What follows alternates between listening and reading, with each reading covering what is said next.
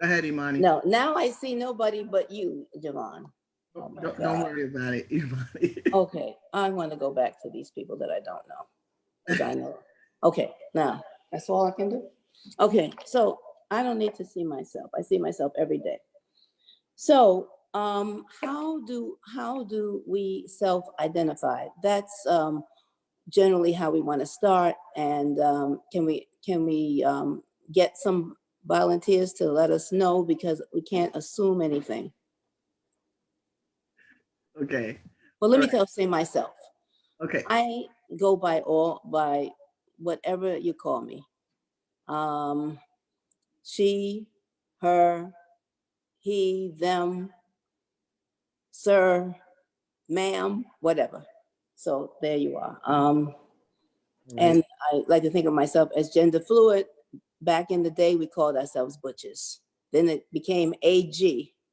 So now I'm at the place where I feel I prefer the gender fluid term, and lesbian. The Greek word, especially since I've been to the island of Lesbos, doesn't necessarily suit me. What about you? Okay. All right. Thank you, Imani. My name is Jevon Martin, and I am co-hosting with Imani, and I go by he, him, king pronouns.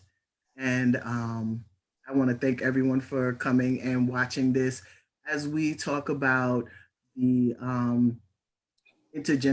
intergenerational gap between the lesbian community and the trans man community, and how we can bridge that gap so that we can work together and build together, because there seems to be a disconnect in some places. So we're just here to share our stories, and hopefully people will learn something and share, because we all know through stories is how we change, people's perception on life. All right. So Right. thank you, and I will go to Ondrena. I am there. You go. Okay, cool. How's everybody? Hope everybody's doing all right in this quarantine and all that. Um, I go by me. I don't. I'm a woman who love women, but I date femmes. You know what I mean? That's all I can say. You know what I'm saying? Like, I'm a woman who like women. That's me. But again, I like feminine women. All my life, people would mistake me. They'd be like, excuse me, sir, and certain things. I don't feel no offense to that. I'm a Brista, so I label, if you want to call me anything, I'm a Brista, I'm a lesbian, I'm me, but I really I don't like to give myself a label. I'm a woman who love women. That's it. Peace, y'all. I'm here. All right. Thank you so much. We will go next to Mo George. Oh, I think I'm unmuted. Hey, so I'm Mo George, and my pronouns are Mo. I don't. I turn God blessing. I turn 54 next year. I mean next month, and I'm just too tired of correcting folks. So I embrace either of them. Some days, it's she. Some days it's he. So I don't really get offended by either, unless you say it in a disrespectful manner, and then we have to have another conversation. Okay. All right. Thank you for that. Okay. We have Asabi. I am trying to unmute you. Can you hit your unmute, please? Now. Yeah. There we go. Thank you. Is it Alf? Yes, yes. How Oh, how wait how a do, minute. Here we go. how do you Here we go. identify, Asabi? What, how do you identify? I just identify as myself. I take all pronouns. It doesn't matter. I've been through the he, she stuff back in the day. I'll be 66 next week. So words don't bother me anymore. I really don't care. Been there, done that. I like all kinds of women. I like them masculine. I like them feminine. I like them in between. My preference is probably more in the in between, like the androgynous type of females. But it's kind of hard to find those kind of girls. So now I have to tend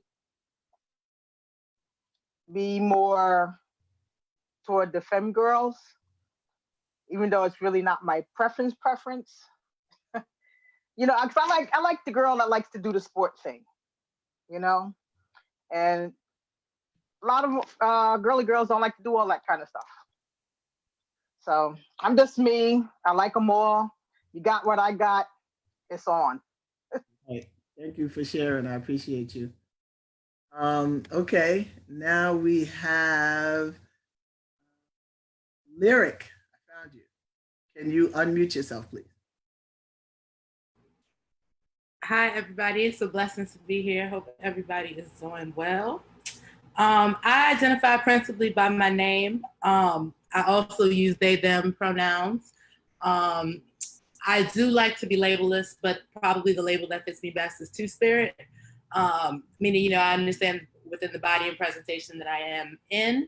I think I have a very strong balance between masculine and feminine energy, and it's sort of hard to pick one, if that makes sense. And so the label of two-spirit feels like a comfortable way for me to navigate this route.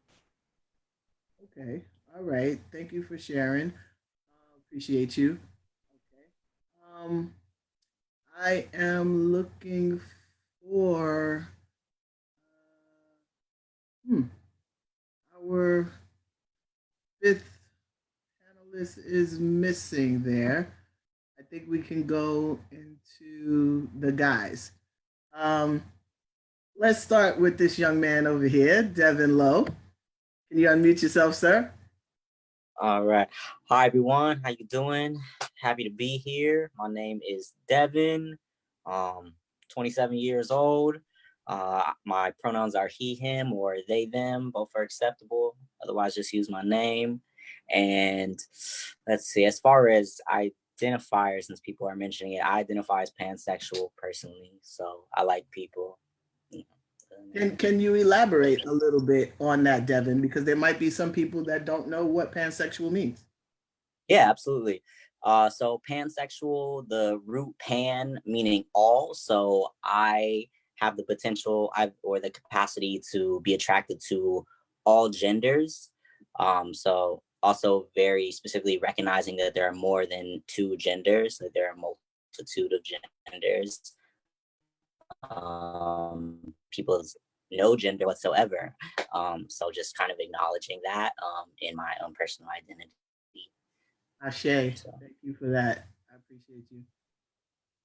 Let's go over here to Yunus. How are you, sir? Unmute yourself, please. There we go. Good evening. How is everyone? Bless. Amen.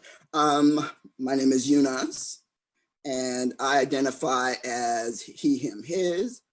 And so far as sexuality goes, pretty much I go along the heteronormative line, sort of, at times, depending. That's fine. That's beautiful. Your preference, feminine women, no preference? Generally speaking, it would be feminine presenting. However, I will say that it really does depend. It just because I'm pretty eclectic. As an artist type as well. It just depends on the individual. It really does. Okay. All right. Thank you for sharing. Appreciate that. We will go down here at the bottom and we have Sir Jonathon Thunderword. How are you, sir?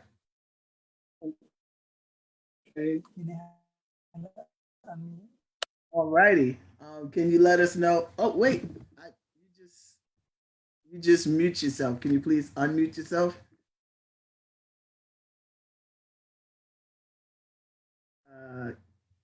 Can you unmute? There you go. Did I get it that time? There you go, Pop. Good job. All right, I'm unmuted.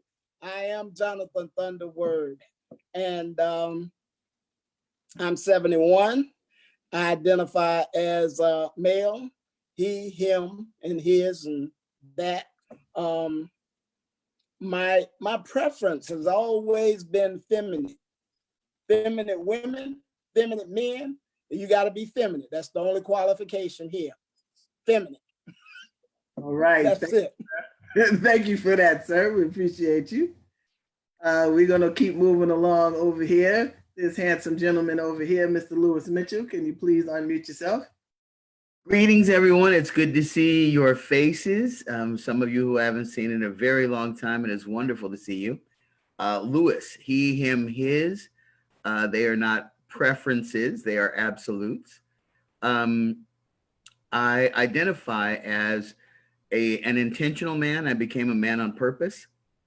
I also continue to identify as butch affectionate, meaning that I will always love my butch siblings who raised me up and gave me such care. And I will always stand for y'all because you're important and you've been important in my life.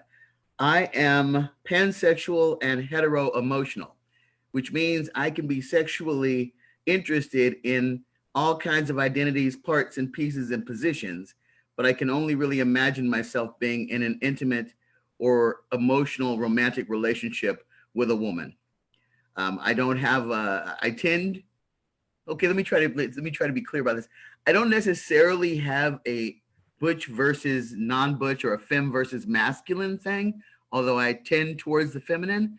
My orientation is more, if you're a bottom, I'm the top for you. I don't care if you masculine, feminine, whatever you present, you do you, but I'm a top. That's how that rolls. So that's my whole story.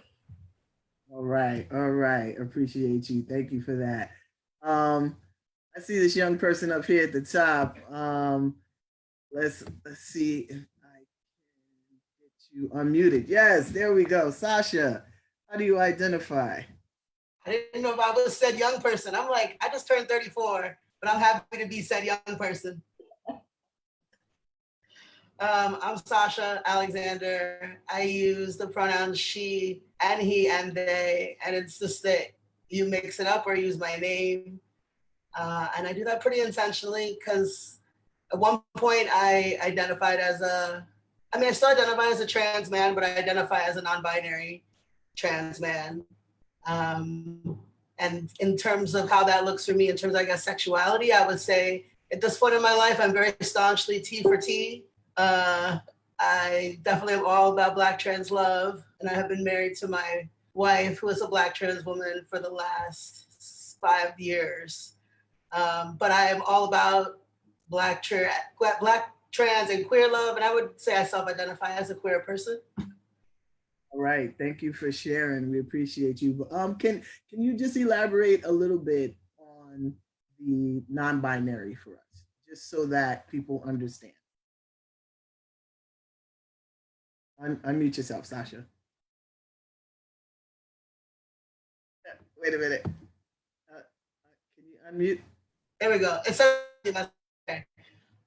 So non-binary, meaning that I don't only ascribe to identifying as male or female, or believe that being male or female are like separate of each other.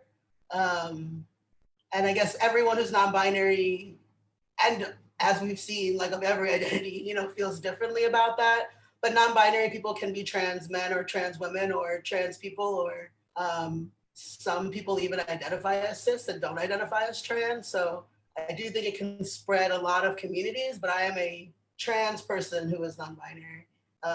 Thank you. Yes, it's important for you to say that because you see the definition switched from you and from Devin, the way you identify and how you let people know what that means to you, because it means different to different people, non-binary, gender non-conforming. So it's important to ask people what that looks like to them. And thank you for sharing. I appreciate that. Oriade. Welcome. Peace. Thank you for having me. Welcome everybody being here. First, I want to honor by saying Aboru Oboye Abo Sise, priestess of Shango, Imani Rashid, Ashe, and to all the other elders online, honor to all of you for paving the way for us. So I am 38 years young and identify as Black, trans man, he, him, his pronouns. But I also identify as indigenous, two-spirited human being, where I walk this world having been born in a certain physical body, making a conscious decision to walk now in what I consider to be a masculine body. And for me, it's an important balance between what I chose to be, who I know I am, but also always recognizing the divine feminine, and not sort of packing that away or forgetting about that, and knowing that for me and how I consider my evolved masculinity, I must always continue to honor, the feminine that is within me. Ashe. Thank you so much for sharing. That was beautiful. Okay. So, Imani, we will come back to you and you can start the questions. Okay. Well, one of the things I just want to just get this business out of. There are a lot of people waiting to go in. What can they watch it on Facebook Live right now? Yeah, we're live on Facebook. On whose Facebook page? On your Facebook page? Yes. Okay, that's the problem. So they have to be on the Princess Janae or Jevon Martin. Jevon Martin. Jevon Martin. Yes. Okay, thank you for that. Okay, so so originally the question, and I don't know if we've almost answered it, but maybe we can go back in time and think about when you first knew that you were different from your peers, or that you were thinking differently and feeling differently about your body than those on the same age level. When was that? Was it when you were a child or a teenager or a young adult? Who wants to go first? Yes, that can go out to anyone. Yeah. Who? Let's just stay in order. We'll start with Ondrena. Okay. We'll unmute you. So when did you know that you were first different? I guess attracted to women. Yeah. You have to unmute yourself. There you go. I was 12 years old. I was 12. And seeing a lot of my friends do different things around me, like they'll go play basketball, or they'll write, or not write, but they'll play basketball, they'll play video games. I'm outside writing, you know what I'm saying? Like just in general. But then I started to realize, like, as I got older, I got about 12 years old, 12, 13. And I had a sexual experience at 12 where it started as house at first.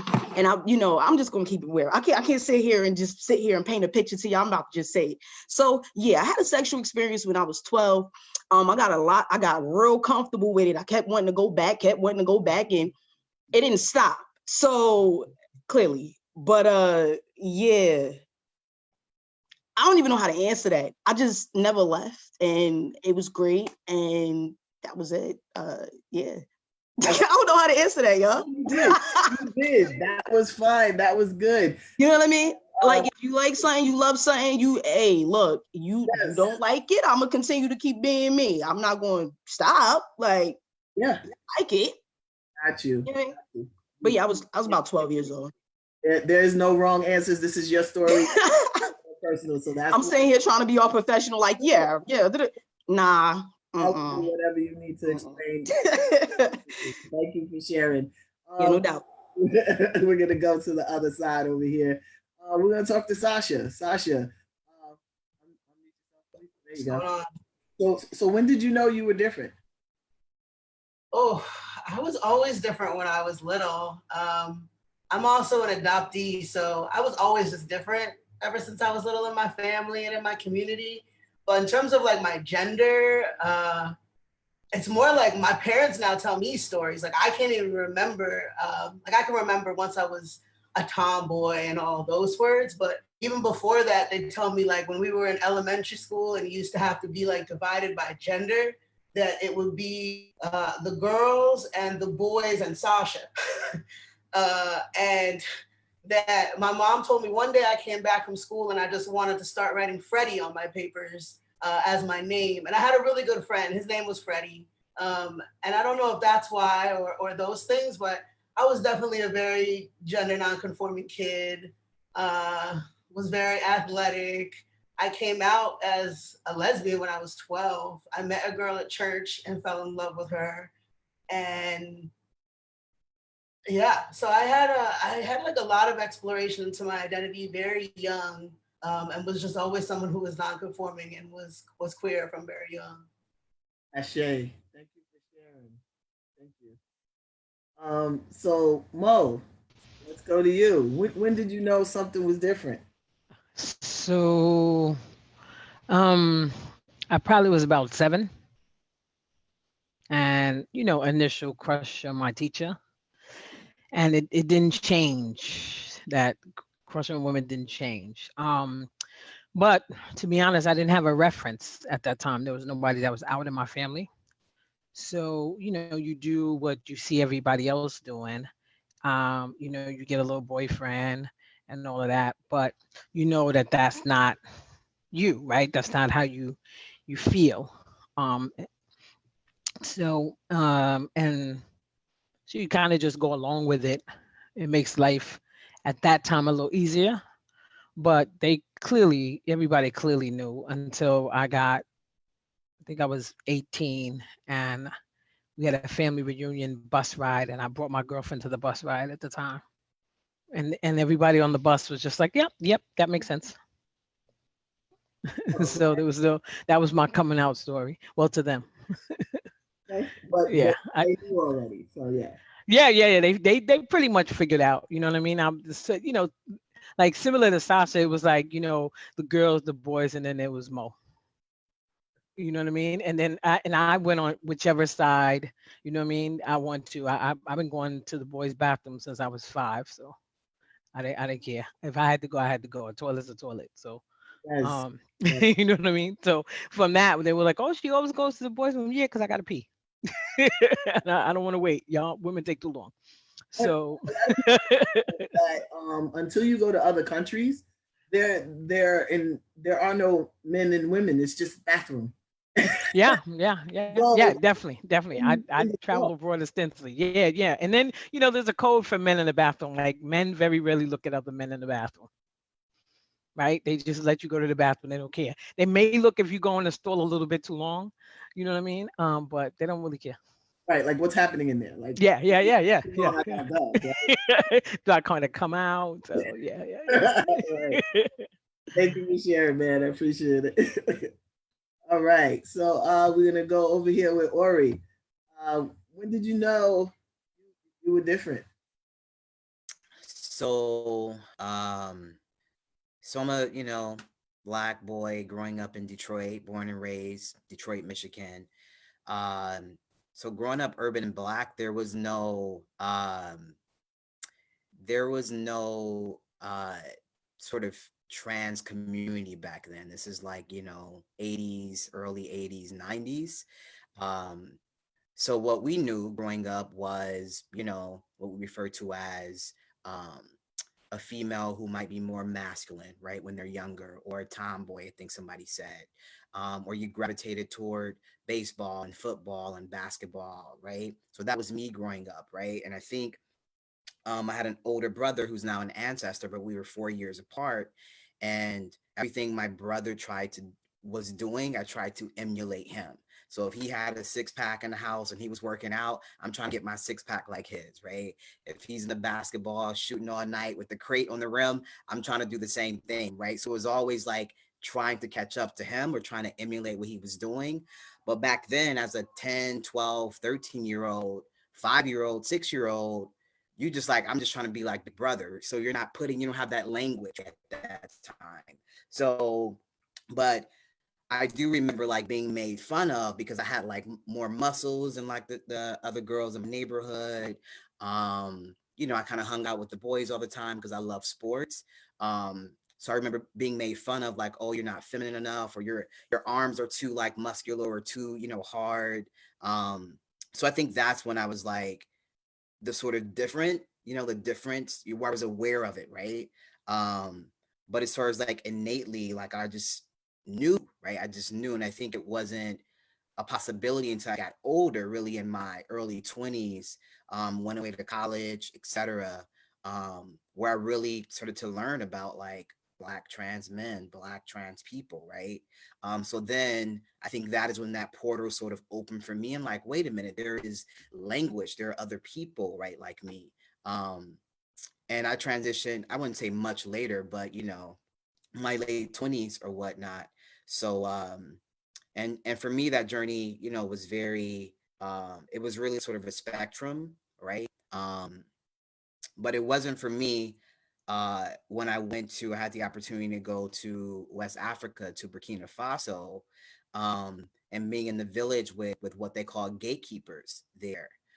So for me, that was like confirmation that I could like take this journey and really go through the physical part, go through the surgeries to really affirm and confirm who I was, because there it was totally fine. It was totally natural. And I think prior to that experience, as far as like culture and indigenous, and reading about, like, this has been something as far as like indigenous culture, especially as African people, but to really see it and experience it, and be loved and accepted even before I physically transitioned and be affirmed in who I was. That was sort of like my portal to get to, you know, of course, where I am now. All right. Thank you for sharing. I appreciate it. Asabi, we're gonna Hey, get to you. So when did you know that you were different? when I was in maybe seventh, eighth grade, so that makes me about 11, 12 years old. I was like, it was me and my white friend that lived like 2 blocks from me. Her and I were very close in grade school, and her and I were uh, hang out together, and we used to have crushes on different girls that used to work at the ShopRite supermarket, believe it or not. And we used to write the love letters and try to talk to them. But then, you know, they were a little older. I guess they were seniors, high school age. But we always had this thing with the girls, and we come back and we talk about it with each other. And I guess it enforced it more. I ended up going to an all girls high school. So that made it more comfortable because now you're on the down low with the girls in the high school. You know, nuns aren't supposed to know about stuff like that, but we were doing things in high school. I also had 2 lesbian aunts, so it was always in the house. So it was never nothing unusual to me or nothing out of for me. And my first girlfriend, I was engaged at the time. I was a freshman in college, and we were on the same softball team. And she played shortstop, and I played the outfield. And every time she bent over, oh my God. I just said, God, I got to have that girl. I just got to have her. And I talked to her one day. She had her own apartment. I was still living at home, and I somehow invited myself over. And one thing led to another, and it just took off from there. And I never looked back since. And I think at that time I was probably about 17 years old. All right. Well, thank you. Thank you for sharing. I appreciate that.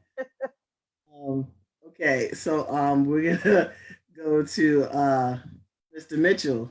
Can you unmute yourself, please? I'm sorry. What was the question? When did I know? When did I figure it out, or whatever that was? Yep. When did you know that this was? Well, I don't know that I knew for a very long time. When I was 4 years old, my dad came home from Okinawa, and I dressed up in his uniform. I still have a picture of it, and I felt completely at home. I think when I was 5 or 6, I got the sense that the little girls I was growing up with had a really different reality about their situation than I did. And so I was, I'm a good churchgoer. I was then, and I am now, and there was a long period in between, but I prayed because I believed in miracles. And every day I'd get up and throw back the blankets and say, okay, not yet. And then when puberty landed, and all of my little girlfriends with whom I had been playing house since we were 5 or 6, started turning their attention to other people, I felt some kind of way about it. Like, I didn't get that memo. I didn't approve that. Where's y'all going? And there was that period of time, and some of you who are of a certain age will understand this reference, others of you will not. But all my friends were all about Peebo Bryson, and I was all about Frida Payne. So we had a separating of the ways of who our little crushes were, right? So for the longest time, there was actually no such thing as a trans man. I had heard of trans women, I'd done the research, but there was no such thing as a trans man. So it was always in my fantasy realm, which was very safe and very comfortable. And once I realized that transition was possible, then it became really serious and really thought-provoking, because it meant running the risk of losing my mom, who's very kind of traditionally religious. It also meant running the risk of losing people who I loved and cared for in the butch, femme, and lesbian and women's communities. And I did lose some of those people. And I also understood why I lost some of those people. They loved me, but they also, when I took on the skin of the perpetrator and the oppressor, it made it unsafe for them to be open with me in the ways they had before. And I respected that. I still miss them. I grieve them. I support them from a distance. But I also understood that sometimes when your very being feels under attack, you need to kind of close ranks on who you want to associate with. So I knew from a very early age, I didn't know that I could be me till I was much later. And once I found out, and once I had some time to think about what that would mean to me and to my surroundings, I moved forward in being the man I am. And I can certainly say, I don't think I've ever been any happier than that first moment when my insides and my outsides matched. Okay. We have Lyric. Alrighty. So when did you know that you were different? So I was raised in sort of a very evangelical Black Christian household. And that being said, my parents were like liberal enough to encourage my autonomy and sort of identity when I was younger. So I was able to pick my own clothes. And I often went to my dad's closet, and that was okay. And my dad, to a certain degree, sort of encouraged, I guess, traditionally masculine behaviors, such as playing sports and, taking me to the basketball game and these type of things. And I remember that being fine until like I was 7, and he told me to go sort of go to the changing room by myself. And I remember walking through the changing room, and there was a woman whose like stall was open. And I guess I must have looked at her with like wonder and, just love.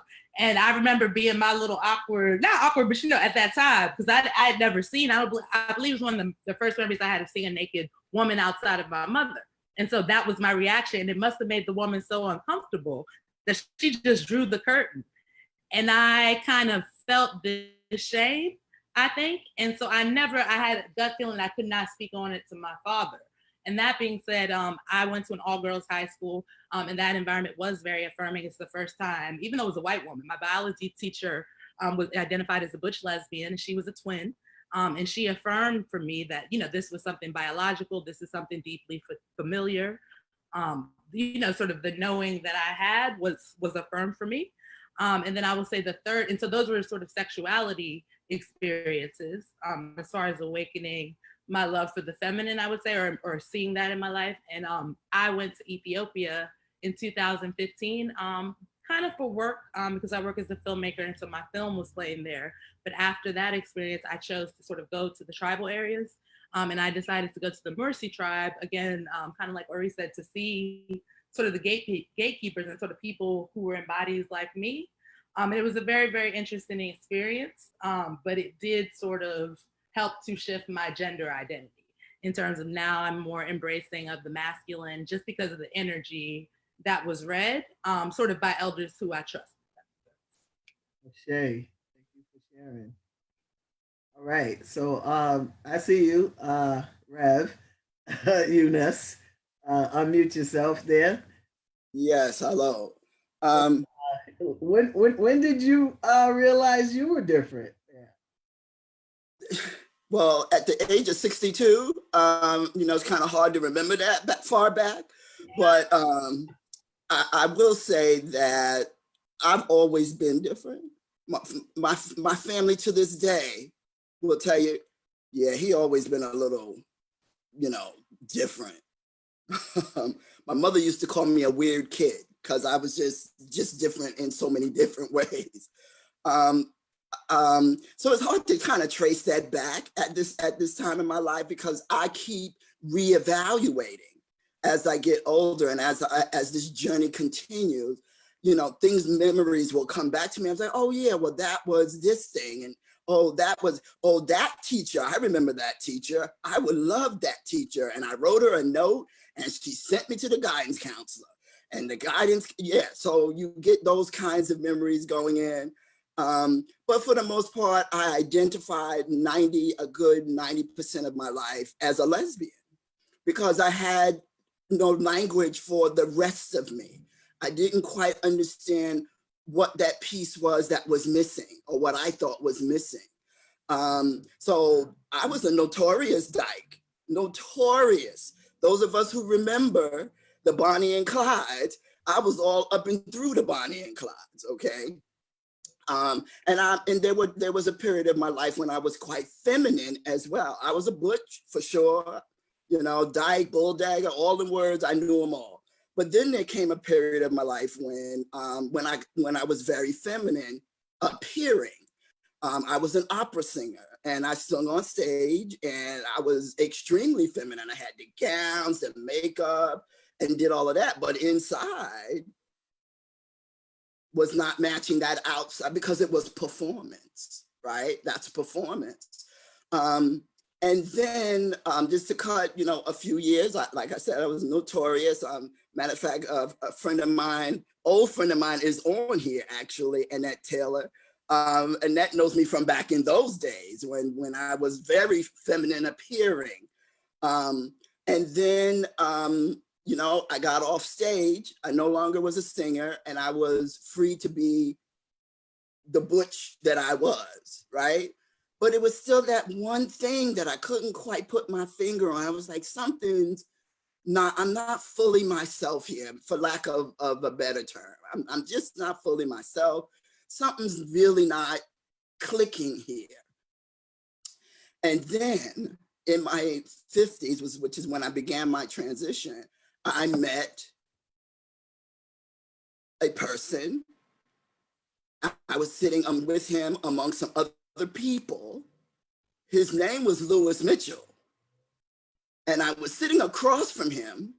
And then I realized that I was sitting at a table of trans people, predominantly men. And it was like something came over me. It was like, wait. This is it. This is the piece. It's like, as Ori was talking about, going to the gatekeepers and you realize something. Is a realization that occurs. And I was like, okay, now, and they weren't saying nothing. We wasn't talking trans talk. We were just eating and having a meal and talking. But the energy and the identification and that thing, it just clicked in a way that it was evolution at work, basically. And I'm gonna let you know, I am a crier. And it was the best moment of my life, the best, because I had finally found who I was. I didn't know anybody trans, and now I'm in a room full of trans people. I was like, oh, this is it. I done lit candles, I done prayed. Here's the answer. Here's the answer. And I waited, and I did wait, and I'm glad I waited. Some people will say, well, you waited till you were in your 50s, and you may as well have stayed a butch, you may as well have stayed AG, da, da, da. No, because I am the most comfortable I have ever been in my entire life. And there's only one other time that I was extremely comfortable, and that was when I was on stage because I was being someone else. God, you see that connection? But now I could just be me all the way through. And yeah, that was an epiphany for me. It really, really was. Shay, thank you for sharing. Thank you so much. And I'm a crier too, and it's all right to cry. Okay. All right. So I'm gonna go over here to Devin, and let's talk about it, Devin. So on your end, like we heard from Yunus, and Yunus started late in his time to transition, and you had the opportunity to transition at a younger age. Yeah, I did, and I'm really grateful for that. You know, I recognize it's definitely a privilege to have the access that I've had. As far as when I knew that I was different, I think I always kind of knew in the back of my head, but at the same time, other people knew before I knew. Like it was very interesting. Before I had that language, I was saying before I was labeling myself as trans or labeling myself as bisexual or queer of all of these things, people were, you know, kids can be cruel. And I grew up in the South. I grew up in Houston, Texas. And so, you know, the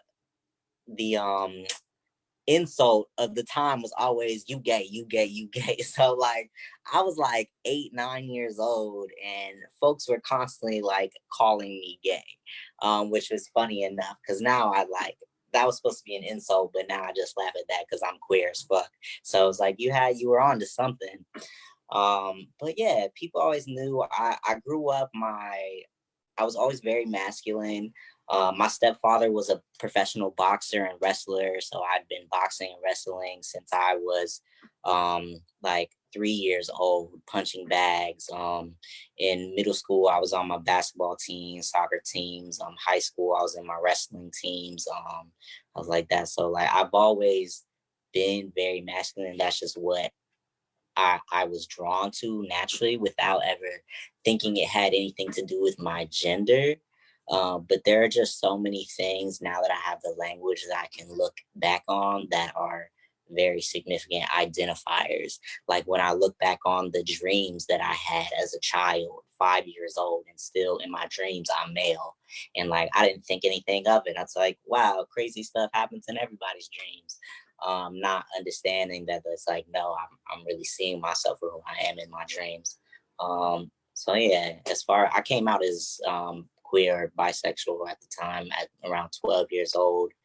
I had never met a trans man in my life, didn't realize trans men existed until I was about 16 years old when I met a trans man for the first time in my life, and instantly it clicked like what had been missing, because people used to ask me before that in high school. They were like, oh, do you wish you were a boy? Do you wish you were a boy? Because people always called me, you know, I would be considered a stud, AG, very aggressive, lesbian is how I was identifying at the time. So people would ask me if I wanted to be a man.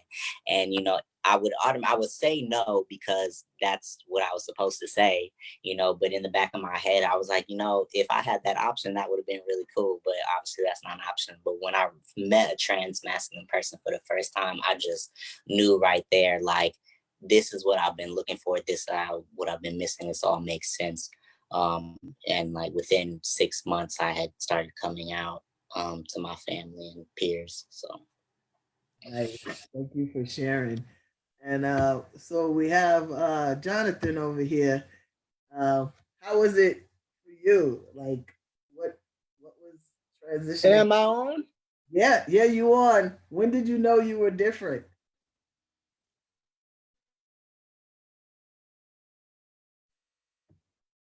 You have to unmute. Uh, are you stuck, Jonathon? Can you hear me? Yeah, yes, I can. Okay. It's that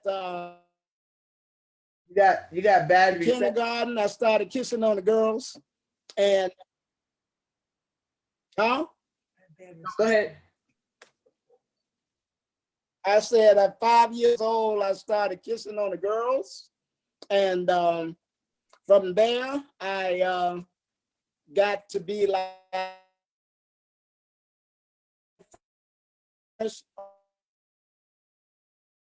love. I still love her today.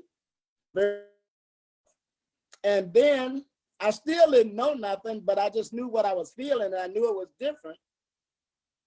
But when I went to, and I fell in that, I got there, said I was a baby daddy. I knew the daddy was, you know. The butchers and the studs, they were the daddies. So they started calling me baby daddy, you know. And they took me under their wings, and I found me a woman. She was 33 years old and I was 15, you know. And so she took me under her wings and taught me things I would have never learned, not in my X-rated movies. She taught me things I'd never learned.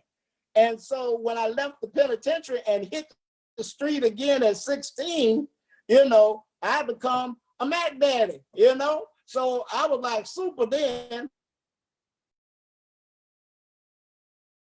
through my lesbian years.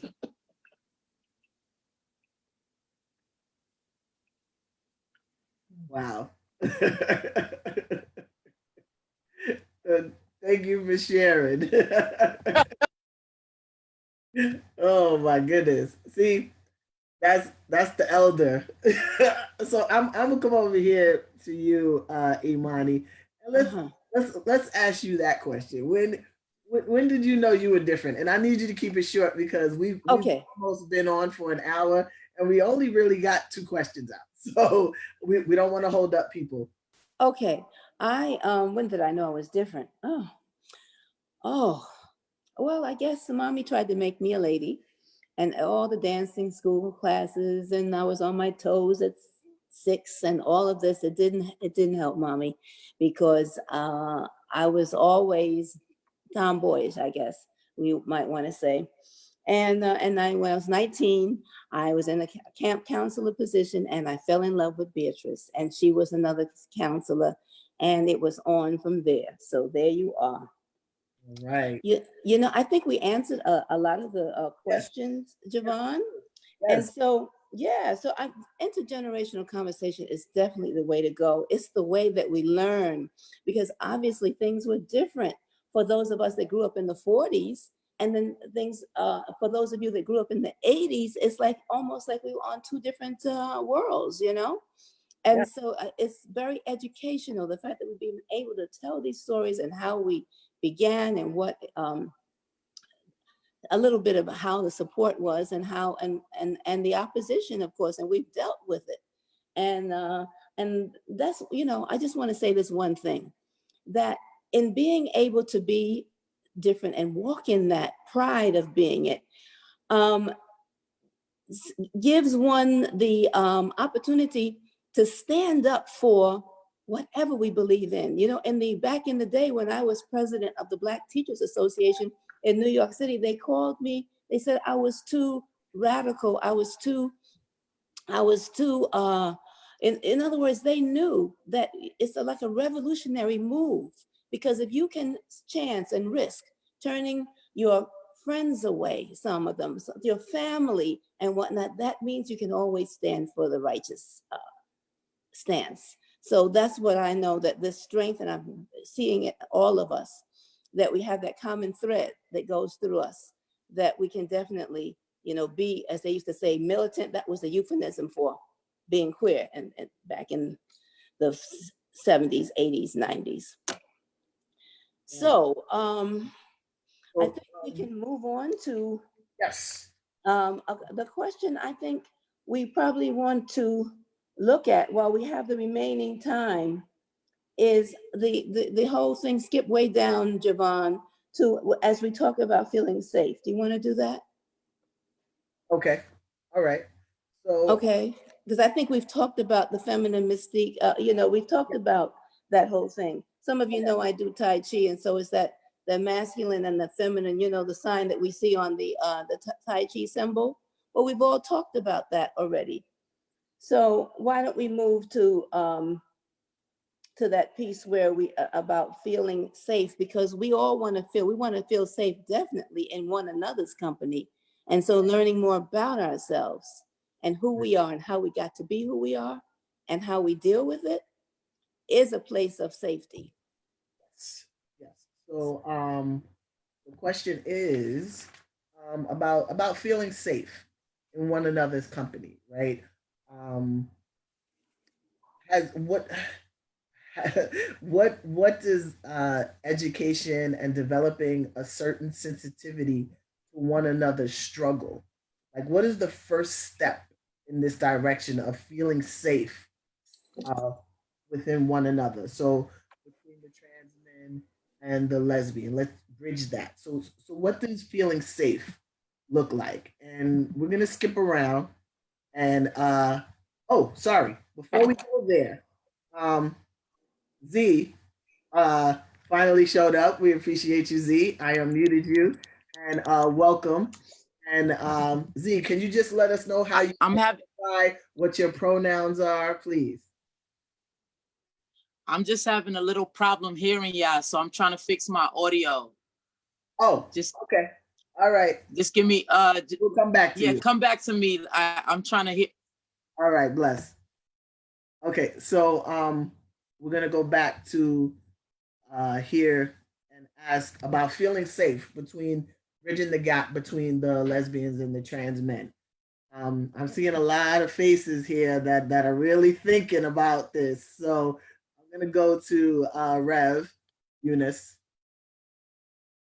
Well, to me, initially, the very first thing for me is that you get my pronoun right.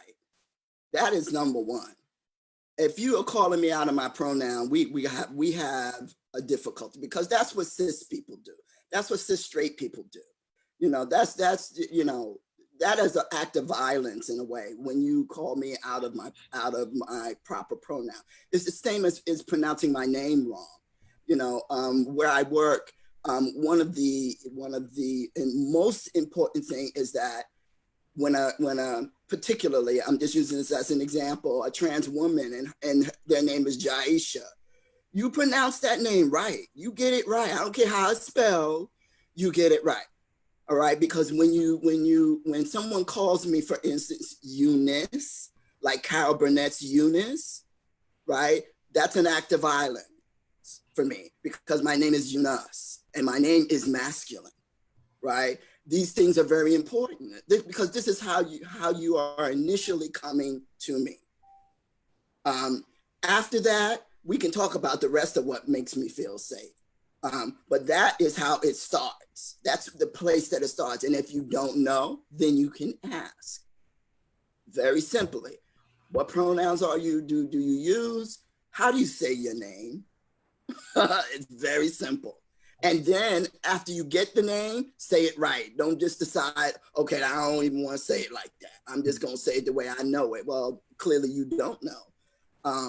Get it right. All right. Thank you for sharing.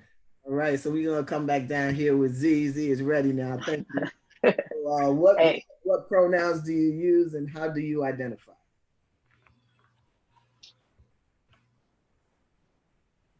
I'm pretty fluid with it. I truly most generally people mistaken me, for male pronoun, but I'm pretty fluid with it. I do, feel a level of disrespect when certain people use it in the reference of trying to be funny and things like that, as far as like sarcastically. But if the intention is just mistakenly, I don't truly feel a way about it. But yeah, I honestly felt that I was different from birth, from jump. I truly felt like I knew before I knew. I don't know how many of us kind of tap into like truly knowing inside of ourselves that we were different from birth, or from like when we could even remember. And then relating moments to it, and trying to figure out, exactly what you are, who you are, understanding who you're becoming, who you want to be. So I feel like for my personal journey, it's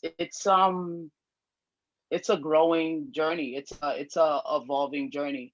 I'm still finding my true frame in within how I see myself. I can be truly honest with how I feel about it. I don't. That's why it's not so here or there for me yet. I'm truly discovering myself, and I'm understanding that I'm at a point of this out. If I could go, if I can see myself fully masculine or be this, you know, version of myself that I feel so strongly connected to, you know. So I'm still discovering myself, and I love hearing everybody else's story because it taps into different versions of myself. So I appreciate everybody else's story and everybody else's strength. And yeah, I love what you're doing. Thank you. Thank you for sharing, Ashe. And that's what this is for. So we want people to um, share because we never know someone out there could be feeling the way we're feeling. And we want to give the opportunity for them to reach out and talk to one of the panelists, you know, open the door because we're faced with this COVID-19 and people are shut in and people are committing suicide because they're shut in. They don't have an outlet. And some people are shut in with family members that are not allowing them to be themselves, right? So you might think, oh, well, what does that look like? As a trans person, that can look like I sit here as a male, but I'm shut in the house with people that are she, her, and calling me a different name, and I'm losing my mind. So, you know, I'm gonna harm myself to get away. I can't go out in the street because I'm shut in, but I don't want to be in here, right? So that's what that looks like on a trans perspective from my view, from what I've been hearing from people that have been calling me and letting me know that they don't feel safe in their home. So we have to find places for them to go where they do feel safe because they're not safe in the shut-in situation that they're in. So we're gonna take this to Devin. Let's talk to Devin. What does safety look like for you? And you do a lot of educational work with especially with sensitivity. So what's the first step in that direction for safety and bridging the gap? Let's see. First step, feeling safe. Well, I think for one, more conversations like this. This is beautiful, and I love the platform that you're creating for other people to view and get a chance to educate themselves. But more interactions, if we're talking about safety between trans masculine folks and masculine of center lesbians, more interactions that aren't rooted in ego or overcompensation, like just belittling. I think there needs to be more willingness to listen and to understand. I think that there's this unspoken competition that I've seen between not all, but some trans men and some masculine lesbians. And it's really sad to see. I feel like there's this fighting. It's like, oh, I don't want to hang out with you because I'm a man and you're a woman, and I don't want to be like clocked in this way or viewed as like a woman. And so, you know, it's like separating ourselves, or vice versa with masculine and lesbians. If they, you know, they got a problem with trans men and want to continue to misgender them, as, you know, Yunus was mentioning, and just these things where we're not respecting each other, when we have so much in common and we're part of this community, and so much of our stories are intertwined with one another when we look back at the history of the fights for our rights.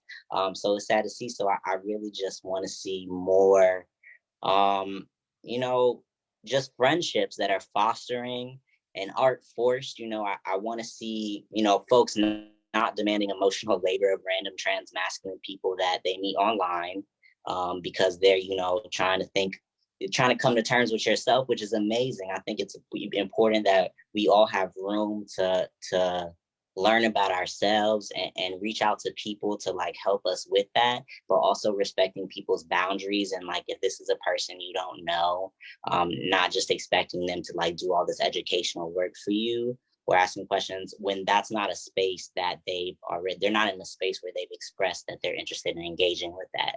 Like, there are a ton of groups, there are a ton of resources that people can go to like ask questions or find people to connect with and have conversations with and just befriend.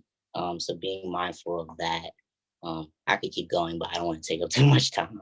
Oh, it's fine, and I appreciate that. So we will have this discussion again, and we appreciate you, Devin. Thank you so much.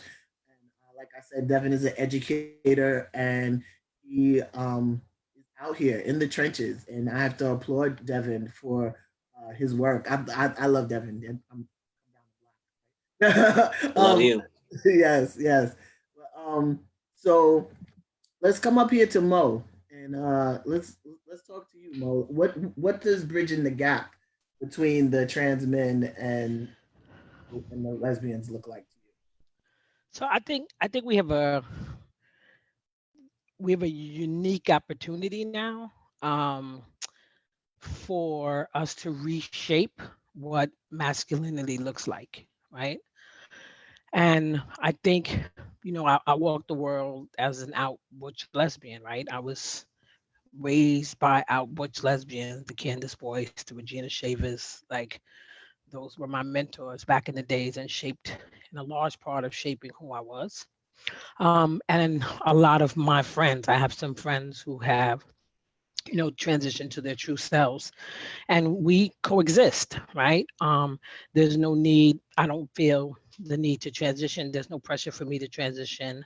I'm respectful of, the fact that they are able to walk this world as their true selves. And I'm honored to be able to do work to make sure that how they walk the world is how, you know, um, how they should be able to walk the world as your true self. Um, and um, I think if we talk about what can keep us safe, right?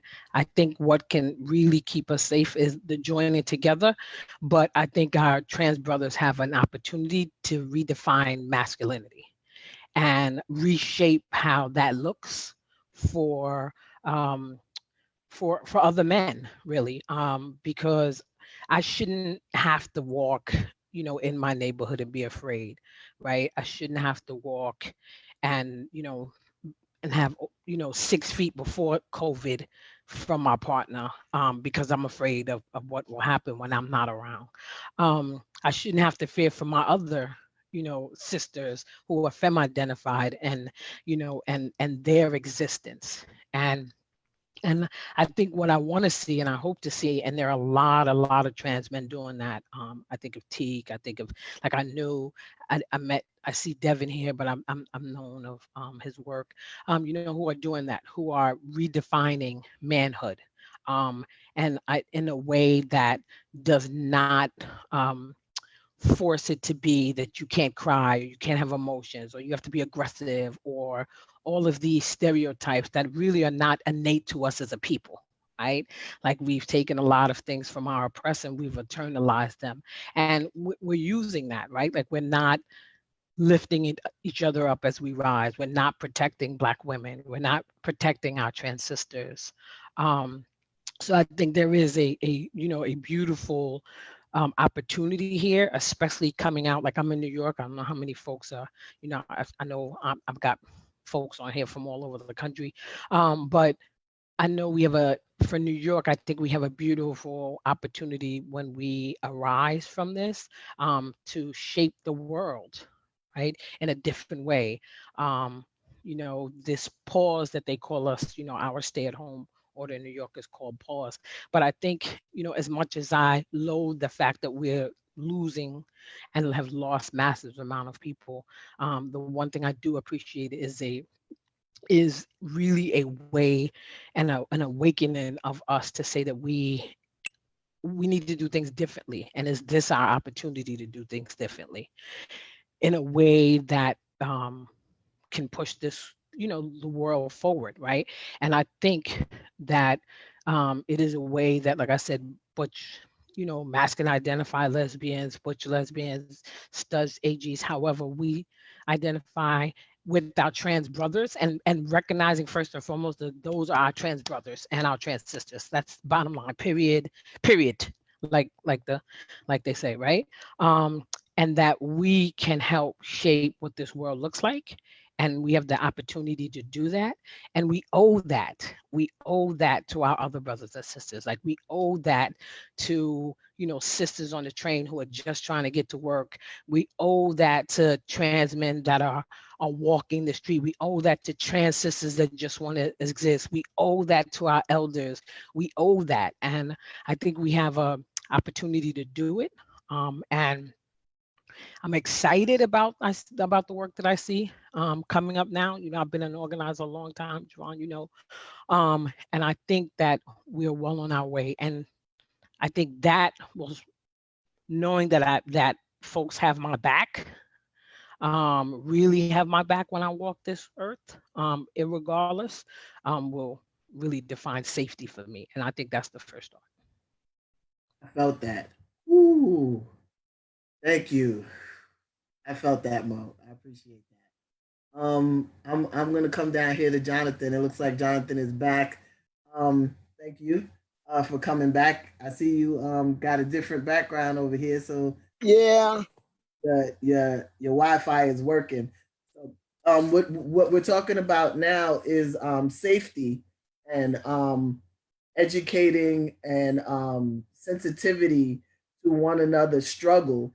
So, what is the first step in the direction of having safety for the trans men and the and are you there, Pop? Uh-oh. I don't think he's on. All right. Okay. So, how about we go to you, Lewis? Unmute yourself. There you go. I know what to do. It just takes me a minute to do it. When you get that a certain age where your motor skills don't work the way they used to. But I thank God for every day. First of all, I want to thank you all, Devin and Mo and Yunus, for the things that you said. One of the things that's important to me, for those of us that are masculine of center, regardless of our gender identity, is to stop equating masculinity only with manhood. Okay. I think that's a problem. And there are men who are not particularly masculine. Masculinity in men is not the same thing. So there's a way in being gender essentialist that even we think of, right? So we want straight cis people to do better with not thinking in gender essentialist ways, but we need to lead that fight. That, if you are a woman, that doesn't mean you're feminine. That doesn't mean you're masculine. It doesn't mean anything till you tell me who you are. If you're a man, regardless of your origin, that doesn't tell me if you're masculine or feminine or any other thing. If you are neither man nor woman or some hybrid thereof, that doesn't tell me whether you're masculine or feminine. I think there needs to be the willingness to not assume people on sight and to learn to ask more questions respectfully. So if I'm with someone and they identify as a stud and they say, hey, I don't want you to be open the door for me. I'm like, cool, just tell me how you want me to do. But I'm not going to assume that they don't want that because they identify as a stud. You know what I mean? Like, we make too many assumptions. And the other thing that I want to say is that each of us has to be responsible for managing our own fears and our own assumptions. I know that many of the trans men that I know do not want to hang out with butches because they think that makes them not look like a man, which means they need to grow in their feeling of what makes them a man or not a man. Like, I can hang out with anybody. It don't make me less of a man. And it is what it is. You know what I mean? But people have to get there on their own time. And so I guess what I want to say is, don't force relationships. But for those of us, don't force relationships and don't blame the next person for that last bad relationship, if that makes any sense, right? So you might have had a really shitty experience, and I'm a minister, but I cuss, so get over it. You might have had a really shitty experience with a trans man who said some wacky shit or whatever to you, but I'm not that guy. I'm not that guy. Don't make me that guy. I might have had a really ratchet experience with a stud who wanted to call me by my given name because they happen to know it. I'm not going to hold you accountable for that. I'm going to meet you right where you are and ask you questions about, like, how do you want me to, you know, if you want me to call you dude, you do it all day long. You don't want me to call you dude? Tell me what you want me to call you. Like, I need to interrogate and be curious, honestly curious, because in reality, that the community of butch women, masculine women, strong, nurturing, masculine women is the community that gave me the self-esteem to become the man that I am. I will always have a debt. I'm not talking for all men. I'm talking for this man. I will always have a debt to the butch community. I will always have a debt to the lesbian community. I will always have a debt to the womanist community, because you healed and nurtured and held me and gave me the courage to step into my manhood. And that's a debt that I will be paying until the end of my life. That's not every trans man's story, but it's this trans man's story. We don't all have the same story, and strength and nurturing have coexisted in the community I came up in. And so as a man, I'm going to keep those two things married together. I'm committed to being strong and nurturing, because that's the kind of man that I am, not because of a particular origin. I'm going to say one final thing. I was on a panel last night with a bunch of mostly cis straight men from the South in Nashville, and talking about the ways in which their homophobia and transphobia stand in the way of their being of service to the Black community. And in those moments, I want to remind all of us that when they're looking at us, we're all one thing. They don't separate us out the way we separate ourselves out. And so in the same way that they will hold harm against us together, let us hold healing together as well. And I'm committed to that. So I'm excited to be on this, to be a part of this, and to see all of your faces. Thank you. All right, Ashe, thank you so much for sharing. So now we're gonna go over to Lyric, and unmute yourself, Lyric, please. Stuck? Okay. All right. Let me try. Ondrena. There you go. Safety. What does that look like for you? I can speak on a perspective coming from an educator's point and trying to uplift our youth and feeling safe, because I feel like at this point in my life as an educator, it is my job to make my students feel safe without,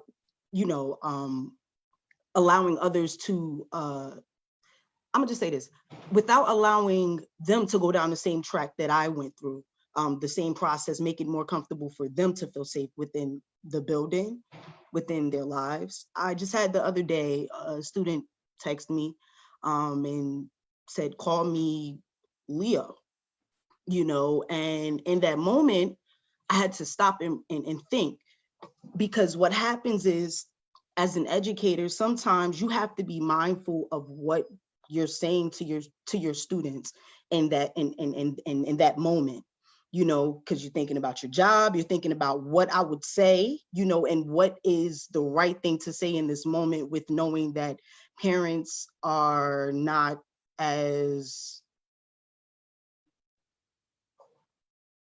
cooperative, or they're not as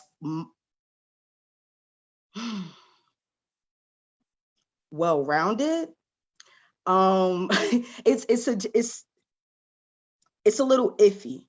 So now I'm in the process of trying to reevaluate, how do I talk to my students, the future, our future, of what it is to be who you are and stand in your whole truth, and being able to identify with who you are and being able to embrace that, versus having them go home to families who really don't support them or even understand the process of what it is to go through that.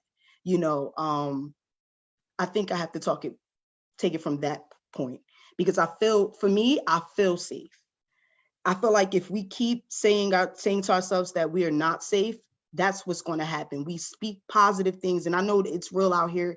Things are happening in this world. We hit road bumps and speed bumps, and people talk about us and people talk about it. But if we keep the mindset of knowing that people are still talking about us, guess what? The movement, it's going to take us longer to get there, but we have to continue to keep focusing on what is our goal as a group, as a family, you know, and focus there. That's why I'm speaking from a perspective of our future, because once we're gone, there are scholars out here in the world that we have to leave the footprints for. So that's where my focus is. How do I talk to the little girl or the little boy who is struggling with identification or identifying himself as a male or female? You know, having conversations and just being able to identify, converse, and have discussions that make it safe for the future. I know I'm talking in some type of circle, but I'm just speaking on what's coming to my mind right now, because I've literally seen it. I'm standing in it. You know, being in the education system and then being able to, you can't say certain things, but then it makes you feel some type of way as an educator. It's like, well, why can't I say this in this moment? Because this is what this person needs to hear. And then you got to wait until they're in high school, because I teach middle. You have to wait till they're in high school to actually have an open conversation with them. But why do they have to wait until high school to feel safe? You know? So I try to make them feel as safe as possible being in school. And who knows what's happening right now while they're at home. And I pray for them and their families that they grow some type of understanding, you know, for just understanding who their child is. And this particular person comes from a very religious family, like how I did. It was very hard to come out to my family, you know, in the beginning. I didn't even understand what was happening. But then once I did that, once I allowed myself to get into the mindset of, I'm not worried about what the world feels, right? I had to grasp myself around, well, how do I want to feel? I have to feel safe within myself first. And then once that happens for me, I know that everything around me will start to feel safe. Whether things are happening every single day. I know I'm talking a lot, but things are happening every single day. We have to really focus on the things that can help our youth, that can help us sustain a better future. In general, just, I feel like, yes, we do need to stand together. Yes, we do need to work together. Yes, we do need to hold hands together and march. And yes, we do need to hold rallies and make sure that we are standing in the footsteps of our ancestors and doing what we need to do as LGBTQ, you know? But I feel like I said, the youth are calling for us. They need our help, guys, and they are crying inside. You know, it took me a minute to be able to find something, which is drumming. It took me a minute to be able to find something that I can kind of release, that would allow me to release all of that, what I was feeling inside, into a place. Our kids today, they don't know. So they're just using it as a word. Oh, I'm this, oh, I'm that, but you really don't know. That is what hurts me today, and why I spend so much time trying to spend time with our youth, because they are our future. I had mentors. I didn't have any gay mentors. I didn't have any lesbian mentors. It was just me and the walk that God allowed me to walk on. This is the journey that he put me here. She put me here to do, and I'm here, and I love me. And I, just as much as I love myself, I want my students to love them as much. So the next time you see a young cat walking down the street, just whisper in their ear, talk to them and uplift them, motivate them, inspire them. Let them know that they are not alone, and we are all in this together. Hey. Bless y'all, man. I felt that. I felt that. I felt that. Thank you. Thank you so much. Sasha. Woo. You felt that too. I saw you. Right on. I was definitely thinking a lot about like the structural things that keep us from being able to be safe with each other. You know, just being black women or queer black folks or black trans men. I think about like the racism, the transphobia, the homophobia, the police brutality, right? All the factors that put pressure on us that then we even enact it out on each other. And I think a lot of, before I was even like identified as a trans man, how patriarchal I was, how misogynistic I was as a woman, as a lesbian woman, as a butch, as a stud who felt like I had just really internalized the things that I have been taught about women and have been placed on my body. And I didn't realize I was carrying those things out on other people, even as open-minded or progressive or whatever I thought I was. So I guess when I think about safety, I definitely think about healing, and I think about like how little space there even is. Like, you know, like that there's space dominated by gay men or cis people or white folks, and very little space for, you know, queer women or trans men or, you know, queer trans people of color. And I think one of the spaces that was most transformative for me in this was, and I know there's some other folks on this who were part of Brown Boy Project, but I mean, when that project emerged, I was part of like one of the first cohorts. And I mean, I know so many, it was for masculine of center people of color, and there were some cis men included. Oh, I know you brought some boys to the first one we were at. I know they was like, what am I at? But I want to say, I think there are some people who've done some very powerful work. Like Imani has created some very powerful intergenerational space, you know, for me as a Black trans person to sit in space with other Black queer and trans people, whether it's through Kwanzaa or other space that Imani has carved out, you know? And so I also think, like our folks, we've been working on this. And when I went to Brown Boy, I think one of the things was like, we did a lot of healing work we also did a lot of educational work, political education. We literally looked at a history of race and gender, like throughout time. We talked about colonization. We talked about reproductive, you know, justice. We talked about forced sterilization. We talked about all of these things. And I think that's the thing is like, we just don't have a lot of space together. And then I think sometimes when we're even in spaces, we can't see each other. We don't know who each other is or are. Not everybody is read as queer or trans or anything like that. And I think safety and violence are just still such a huge issue for a lot of us. I'll share one last story, which is when I was at a party for like masculine of center people, and I was there with my wife and a group of trans women, and myself was accepted as a trans man. You know, there are other like masculine of center people there. But when it came to my wife and these trans women of color, Black trans women, that was not a safe space for them. And I do feel like, for me, part of my safety is making sure my sisters are safe. Definitely like my lesbian, my queer sisters, but definitely my trans sisters. And I, for one, like feel like there's no space that I feel safe if people are creating an unsafe space for them. And I feel like all of this relates, like all of these, right? All of these things around our identities and oppression relate. And I think, I don't know, I guess the last thing I'll just say is, because of all that like toxic masculinity and patriarchy and I don't know, competition between us, like having those sacred spaces to be together is so important. And like I said, I feel like in the tradition of other folks who have like carved out this space, I feel really honored to be part of this space because I also just, like I said, I think there's just a lack of space. I don't even think it's that people don't want to do this necessarily. I just think it's that people don't know how to do this. And I think that's across all sorts of identities, you know, not just for us, even though it feels like as an oppressed person, you're always like, oh, it's only us. It's only Black people. It's only Black trans people. It's only studs and trans men. But there's so many communities. I said this to my wife. I said, when did, you know, trans women and gay men sit down and talk about like these things? Like, you know, like a lot of communities are not having these conversations. So I think part of it is creating a safe container for that.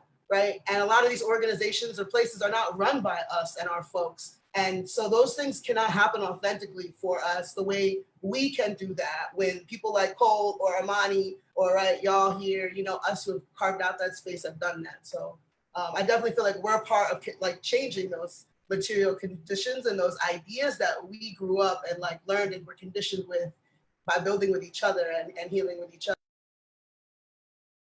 Thank you. Thank you. And I'm just gonna just put this out there. Space is the place, right? You're making it happen, and your doors are open, brick and mortar. You know, shout out to Black Trans Media, like Sasha, you and Olympia. I'm so proud. Like you have no idea. I'm like yes, you know, and that is going to be where you can continue this, right? And let people come and we can have a part two. You know, hopefully this will be over, right? And there will be a part two, and hopefully a part three, and we all branch out and have our own discussions, right? So I we did lose a couple of people, so I'm going to come back to Jonathon over here.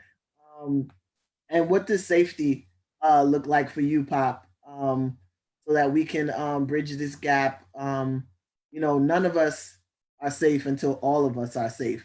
So unmute yourself, Pop, and uh, what does safety look like for us as a community?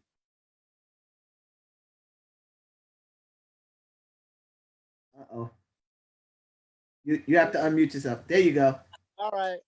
Safety. For me, I'm of the old school. If you're not safe, I'm not safe. You know, so safety involves the entire community.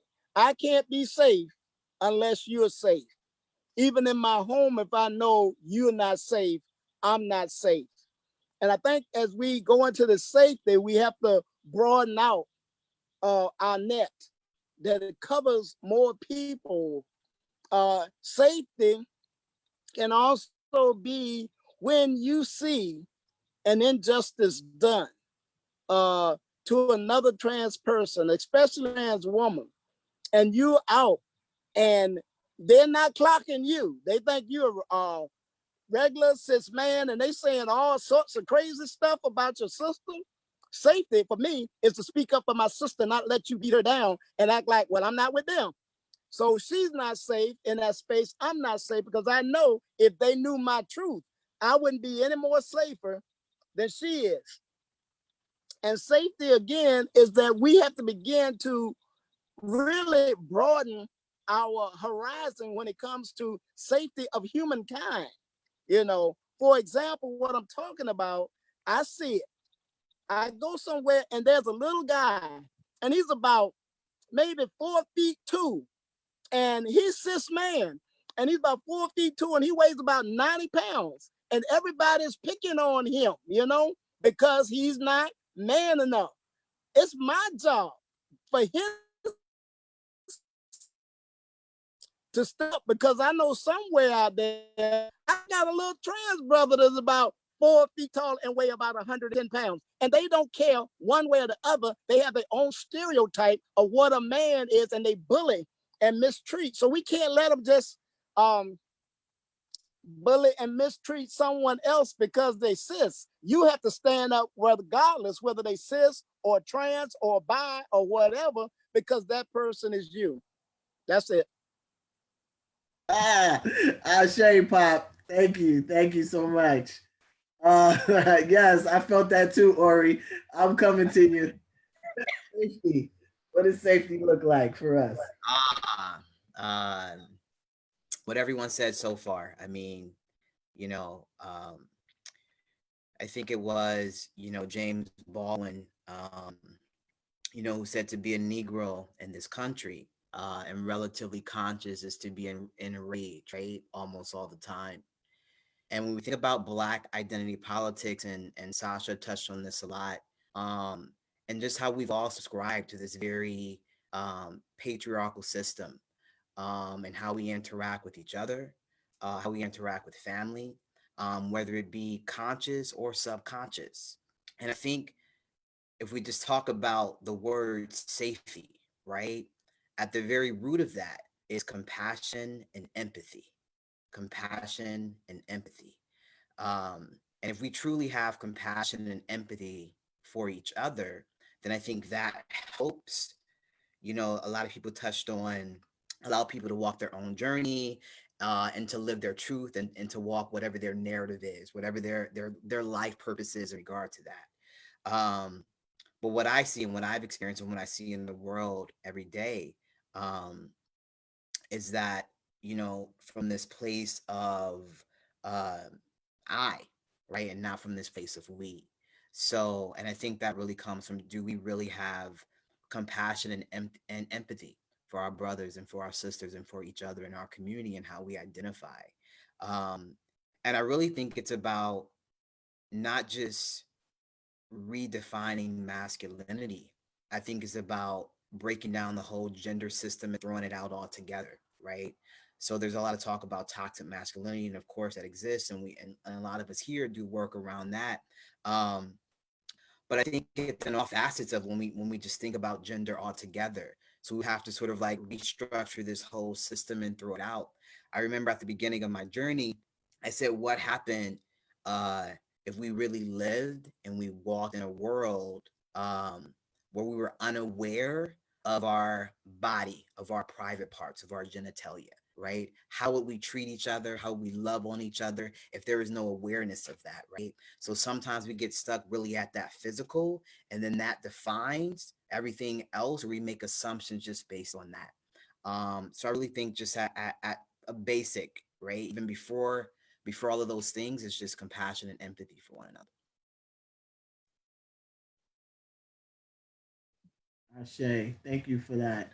And so I just want to be respectful of the of everyone's time. If there are any panelists that need to jump off, you can. We thank you. It is 9:35, and for those of you that want to stay, we have some more questions, and we have some questions from people that are watching. And what we can do is just raise your hand if you want to answer the question, so that way we can get through this and everyone is heard. And once again, we thank you.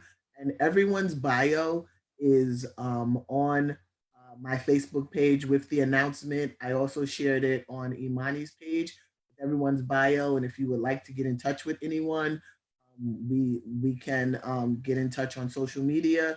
And so we have this one question here, and it says, this is for the guys. What is the most common misconception of being a trans man and also being a part of the LGBT community? So, which one of you want to tackle that? Just throw your hand up. I'm looking at you, Devin. But so I'm gonna read it again, though. I'm not calling you out, but I'm gonna read it again. What is the most misconception of being a trans man and being a part of the LGBT community? All right, Lewis is gonna tackle this. Go ahead, brother. Yeah, very quickly. I think one of the most common misconceptions is that we are all straight or we're all queer. There are lots of misconceptions and assumptions about our affectional orientation. And that I think is at the core of many of the misconceptions that I see. Thank you. Thank you for that. Devin, you ready? So go ahead. What is one of the misconceptions? Oh, well, I mean, he took the words right out of my mouth. I was gonna say the same thing. I don't know if it's the most common misconception, but one of the most prevalent that comes up in my day-to-day life is people making assumptions that I'm straight or making assumptions that I'm gay, when in reality, hey, you're both wrong. You're all wrong. I mean, I'm just me. So, and I know, and given the fact that I facilitate a lot of support groups for the trans masculine community, so I know literally hundreds of trans men, and I know a lot of queer trans men, like a lot of queer trans men, more than people would expect. So the idea that people are so surprised whenever they find out that I'm attracted to men is always really funny to me. I'm like, but that's not it.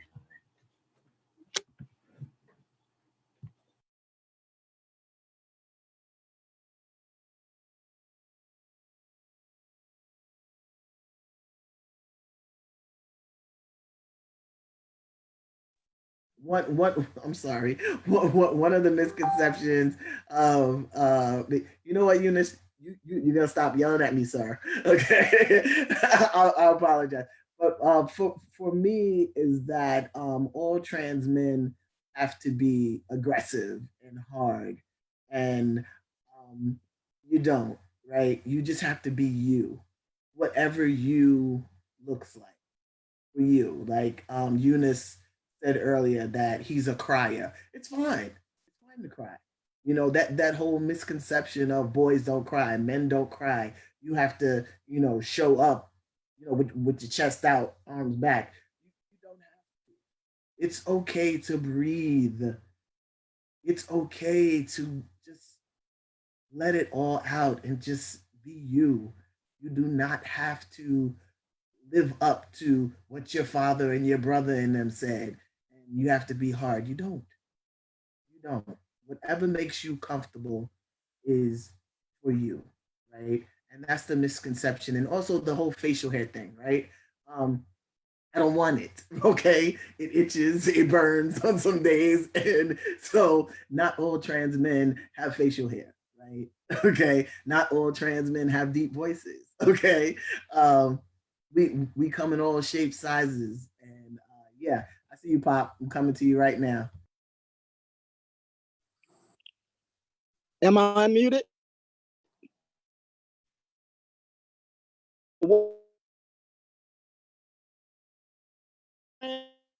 Don't don't get, and they are way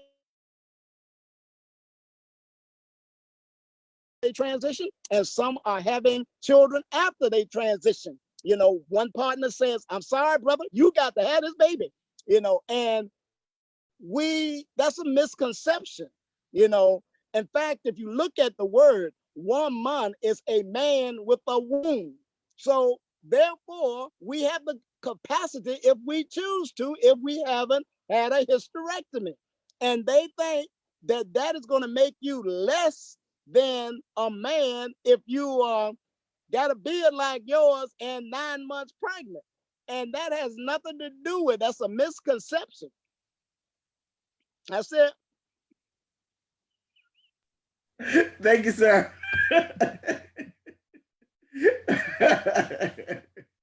Ori, I got you. I think it's also this narrative that there's a prerequisite of self-hate, right? There's this prerequisite that you have to have this narrative where you were just so disgusted with yourself and your prior gender, or you had this self-hate where you hated yourself and you just had to completely get out of this feminine body, out of this, female identity, whatever the case is. And that's just not the case. That's not everyone's narrative, right? There are many people who arrive at this journey for different reasons. It's a personal journey, but I think it's this. It's always assumed that you must have hated yourself prior to, transition. And I appreciate that. Did you have something to say, Eunice? You good? Okay. All right. Sasha, you good on that one? Yeah. Oh, wait, hold on. There you go. Oh, unmute yourself. I was just gonna say. I think I was gonna say part of what Jonathon said, which was just the piece about people making the assumption that you don't want to carry a child. As well as what you shared about like gender stereotypes. I also find that there are a lot of trans men or trans masculine people I meet who are gender variant, like they use they them pronouns, or like myself that are non-binary. And so while it is so important to respect trans men who use he and him pronouns, I also think there's a misconception that if you're a trans man, you don't have any other pronouns you might use, which some trans men do. Okay. So I got one more, and let's just shoot this out to whoever. So, if any, what's an internal conflict with the way you identify that you struggle with? This goes out to anyone. So I'm going to read that again. What's an internal conflict with the way that you identify that you struggle with, if you struggle.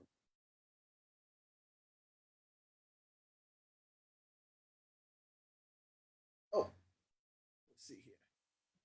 Who do we have here?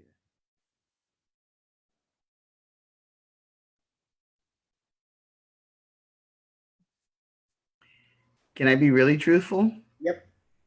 So I'm going to share this, and I know this is not going to paint me in a popular light, but one of the things that I am challenged by is the narcotic experience of male privilege. Like, I know it's fucked up. I know it's wrong, but I just got it. Can I just sample it for a couple more minutes before I give it up? You know, this is a struggle for me, understanding that I wear the face of the patriarchy now, the black patriarchy. We're not talking about the white overarching, which, you know, is that's a whole other story. But pushing up against my own desires to hold on to male privilege because, damn, this is good. Who wouldn't want this? It's a constant struggle and one that I am always engaging in to remember who I am and how I got here. Remember my own backstory, and that while the gains of situational privilege in Black masculine communities is very narcotic and very compelling, that somebody pays the price. It is women and people who are not masculine of center that are always picking up the tab for every privilege point around masculinity that I hold. So it's a constant, you know, dance to keep checking myself, keep allowing other people to check me, because it's really important. And we don't talk about it as trans men. And I'm not trying to exclude you who are not trans men right now, but this is one of those things. We don't talk about the ways in which we continue to perpetuate patriarchy and male privilege in our new and true incarnations. And I will say that in my previous life, I didn't hear butch women talking about that either. And that was a conversation that needed to be had at the time, in my opinion, that there are ways in which we perpetuate these stances and stereotypes that still hurt women who are femme identified or not masculine of center. Somebody's always going to pick up the tab for our privilege points. And so we're responsible for making sure that we are not perpetuating that which we say that we hate. All right. So while I have you, don't unmute yourself. No. Stay with me. Does spirituality play a role in your life as a masculine of center person? And if so, what does that look like? And if not, how has that been working for you instead? I'm going to read it again. You unmute yourself, Lewis. I'm going to read it again. Does spirituality play a role? You have to unmute yourself. You muted yourself. I was trying to unmute myself and it said that you had to unmute me. Okay. My spirituality, my faith plays a role in every part of who I am. My identity as a human being, as a father, as a son, as a brother, as kindred. It plays a part in my sense of justice. And in the same ways that I feel compelled to push back against masculine privilege in the communities that I'm a part of, I also feel compelled to press back against Christian privilege in the wider world of spiritual and energetic practices. So, you know, for me, it is really important as a man of principle and a man of faith that I look at all of my privilege points, including Christian privilege, and I address how am I using this privilege and how do I push back against this privilege to make a safer space for everyone who doesn't hold the identities or perspectives that I do. I appreciate that. I'm gonna go over here. I see Mo turned off the camera, so I'm going to go over here to Sasha and talk to Sasha really quick about spirituality and what role that plays in your life as someone. Which question, the spirituality or the other one? That the masculine of center and spirituality. How does spirituality play a role in your life? Spirituality plays such a big role in my life. I mean, part of being on this journey, I feel like, has been like actualizing who I am inside, outside, which I think is like something that we do with our spirit, or when we're in conversation with spirit, and definitely engaging in spiritual practice and ceremony and healing, I definitely think helped me do the work I needed to be able to do to get to this place in my life. I think I definitely, a lot of us are survivors of trauma, and it actually ties back to that other question, which I feel like is, I think at some point confronting like wanting to be male or masculine and all of the traumatic things I associated with maleness and masculinity or endured.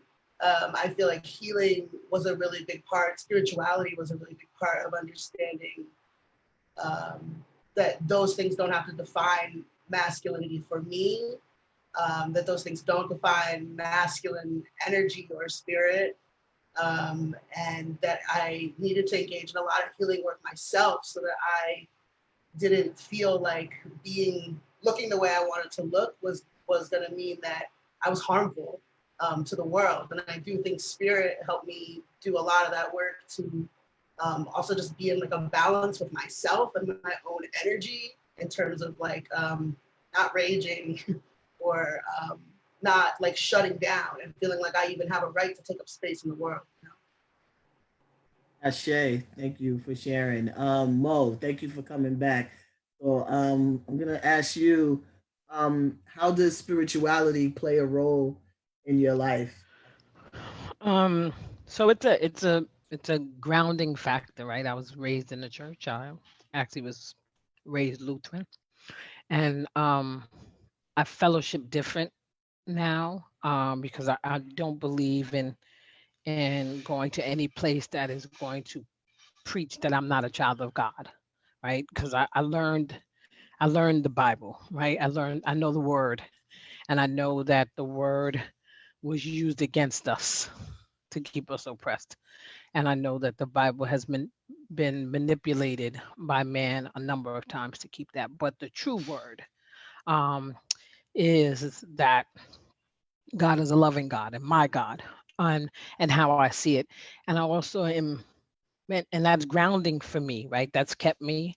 And I tell folks that I know that outside of my ancestors, I know that there's someone watching, because I get myself out of situations that I know I wasn't that smart. And I know that there's extra hands, right? To even be here now still, God willing to celebrate 54 and have done the work I've done and seen the parts of the world I've done. And I know that that wasn't me, right? That was the ancestors with some extra help. And I think it is, I think in this time, right, especially like now for me, sitting home these last 2 months and having a real acute relationship with death. Like for me and my siblings, all our parents are deceased. I have 12 siblings. So it's really myself and my cousins, right? We're here. And so death is no stranger to us. So when this started bubbling and it was just hearing people are sick and losing folks and having folks lose folks, it to me it was my spirituality that grounded me to still be here and still say, yeah, there's another side.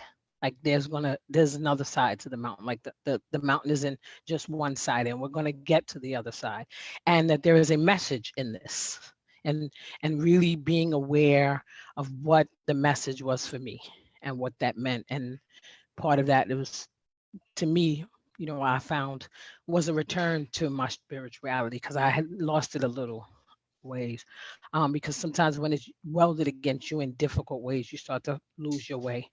um but and I had some really really good folk, LGBT folk and non-LGBT folk, who led me back and reminded me of that foundation. So to me, it's been an ever existing presence, and been the way that I've walked in the world, because my grandmother who raised me was extremely extremely religious, and the only person I was scared to come out to, and the only person I ever came out to. I didn't care about anybody else's opinion but hers.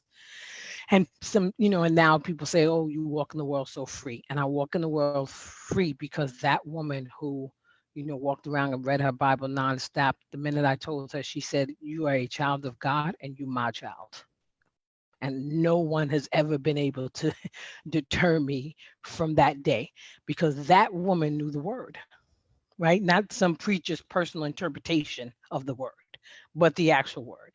And that's grounded me. And like I said, I think in these 60 days, I've returned to that. And I feel a sense of peace, when I meditate in the morning that I hadn't felt in a while. And I think what it was that I needed to come back. Okay.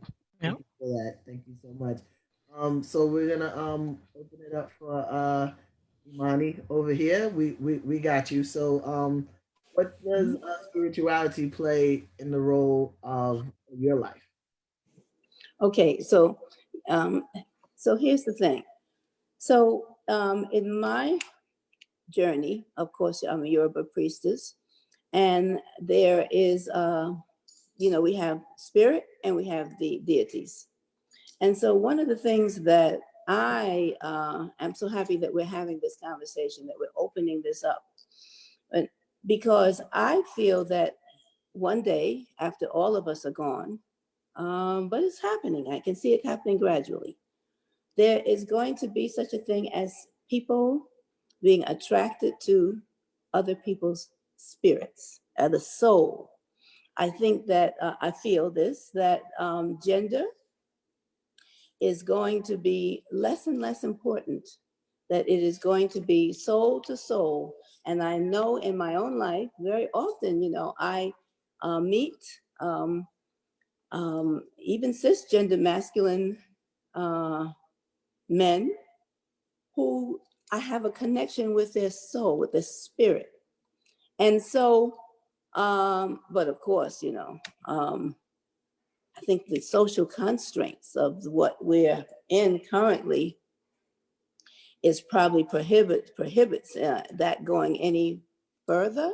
But I like to think that the world is going to be so different. We mentioned about things being different. I feel that people are going to be more attracted to the spirit within the body, and of course the biological part, it's going to be less and less important. Have any of you had that same kind of feeling?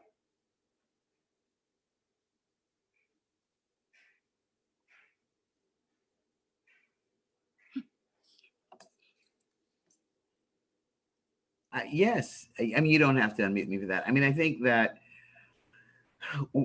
one of the things I've learned being part of the trans community and also witnessing people who began as stone butches and are now identifying as same gender loving men is that without the constraints of being overlorded by cis men, they feel more of an ability to be attracted to and respond to an attraction of people who are considered men.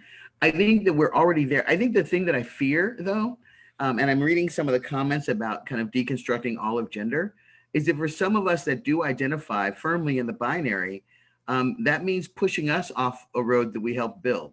So I would say rather than deconstruct gender, expand gender with some more equity. And maybe that's possible, and maybe I'm being naive and it's not possible. I don't know. But I'm challenged often by the notion that in order for all of us to move ahead, we have to become genderless. That's not going to work for some of us. I realize the way it is doesn't work for some of us too, but perhaps we can find some non-binary way to look at this rather than either or, both and. All right, thank you for that. Thank you. And Jonathon, I saw you over here. Unmute yourself, Pop.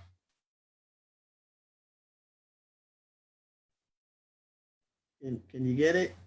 You unmute. All right. I think you're stuck, Jonathan.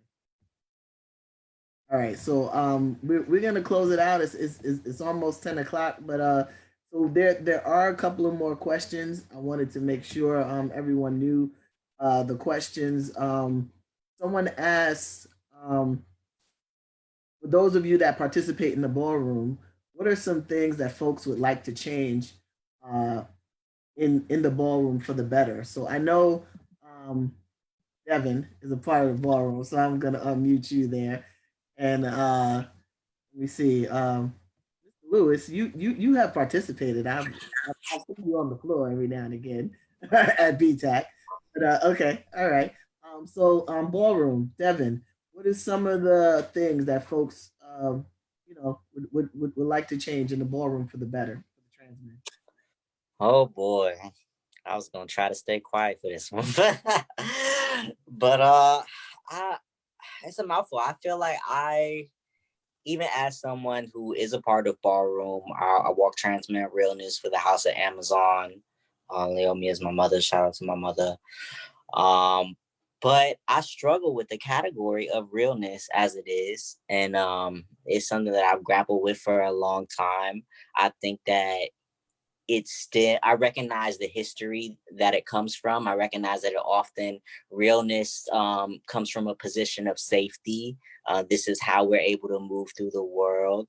And I recognize that, respect it. But at the same time, I think as we continue to grow as people and community and our politics continue to grow, the people who are a part of ballroom, because we are ballroom, the people, the youth and the people that exist within ballroom at the events, we are what make up ballroom. So as we generation after generation change, ballroom is going to change inevitably. And I mean, if I want to talk about personally, like politics around trans men walking, I want to see more like trans men walking realness with a twist. I want to see like, why can't trans men walk Vogue Femme? Like, who is like to say these lines and these categories if we're really respecting and recognizing trans people for the gender that they are. And then ballroom on top of that is meant to also break down these binary categories and let us express ourselves in these free and fluid ways. Like, we have the capability to express ourselves in the multitudes that we exist within. Then yeah, like, I think that we deserve to be limitless. Ballroom is about breaking barriers and like expanding the limits, and I don't want to see us stifling each other. I think that there's a lot of us perpetuating cis heteronormativity within ballroom. I see things that are not serving us. I see the way that we like come at each other and the way that we pick each other apart. And there's there's competition, and then there's like just like immaturity and aggression and violence, and like the way that we come at each other can be so violent, like emotionally violent. And I just think that I want to see more love. And that's not at all to say that there's not love in ballroom. I don't want to be that person say that, oh, there's no love and we're all pitting against each other, because that's not true. There's so much love in ballroom. I've experienced so much love and acceptance in ballroom. I appreciate it and I affirm that. And I want to continue to see more of that. And thank you for that. Yeah, so I want to talk to you about that, right? The aggression, right? And for the realness. And I've seen some guys walk realness and they puff up and then turn around and slap the guy next to them. I'm sorry, why did you slap him? That don't make you more real because you can slap somebody. That just for me, that just made you look horrible, and I'm not gonna vote for you because you slapped somebody, right? And the next thing with me is, you all up in the judge's face. How is that, going to have the judge vote for you? Because there's so many different aspects to being who you are, right? So the way I judge in the ballroom when it comes to realness is your effect. If you bring it the way the category says to bring it, because I'm not judging you on if you're realer than this person. I'm remembering the category, how it was supposed to be. Schoolboy realness. You should have a pen, a pencil, a book bag, uh, what they call the tablet, something that shows me that you're going to school. And then when it comes to the battle of the last two, I'm looking at you like, which one of these two look more like they going to school, not which one is more real, because the both of them are real, right? And if you can walk down the street and you're you have it in your heart to transition, you're real. That's right there for me. You are real to want to stand up and say that you are the gender that you was not born in. That's real enough for me right there. So I'm not gonna take that away from you because I feel you don't look to me real. Who the hell am I? Right? So that's I judge people on how you bring the category, and that's it. You know, that's it for me because I'm not trying to have nobody kill themselves because oh Jevon said I didn't look real, so now they're gonna go kill themselves. No, we're not doing this, right? So thank you, Devin, for that. And we have one more question here, and then Imani can close it out. Oh, it's for the guys. Someone wants to know what was it the feeling of you taking tea for the first time? How did it make you feel taking tea for the first time? I'm gonna go to Yunus because Yunus is right here. How did it feel taking tea for the first time, Yunus? Unmute yourself. You have to unmute yourself. Oh, there you go. There we go. Yeah, you kept flashing me, stop flashing me like that. How did it feel to take tea for the first time? I really didn't feel anything the first time. It took a few injections in order for me to get some kind of sensation, because I was waiting. People were kept telling me, oh, well, the minute you take it, you're going to feel a surge of this and a surge of that. And I'm like, I'm waiting for the surge, I'm waiting for the surge. And I'm sitting there and posed now. I'm posed.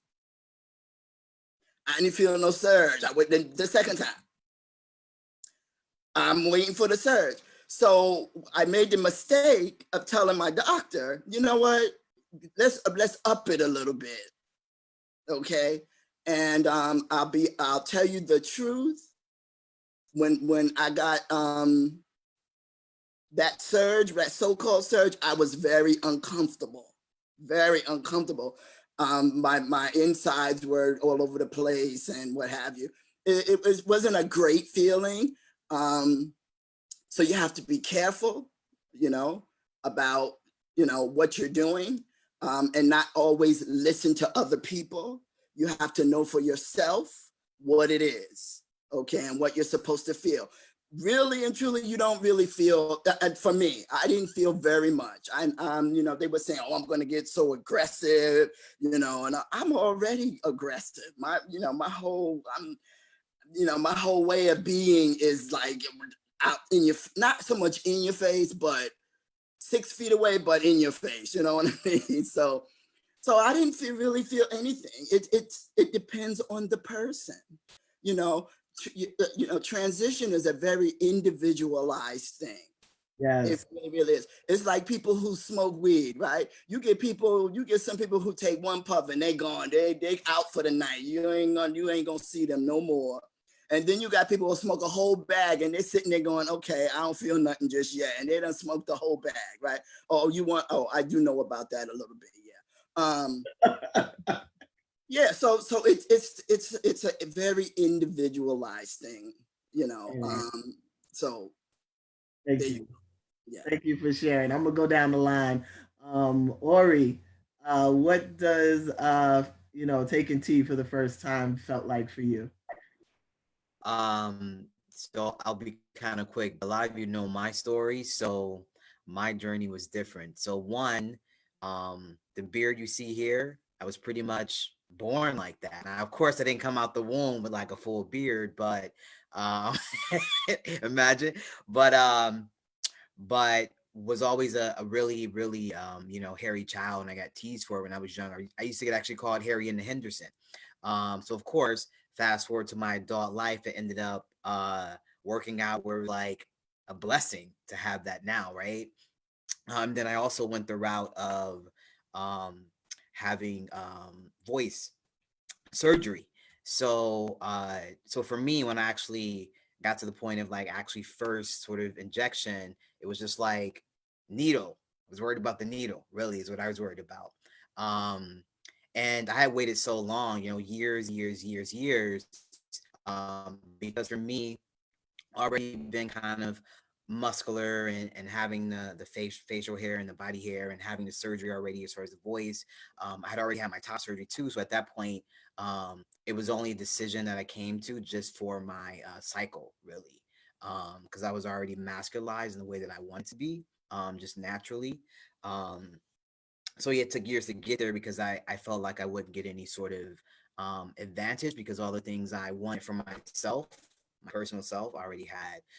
So for me, it just came down to the cycle issue, and then I decided to take it for that. But for me, I'm actually trying to figure out another way so that I can just sort of not take it. All right, thank you for that.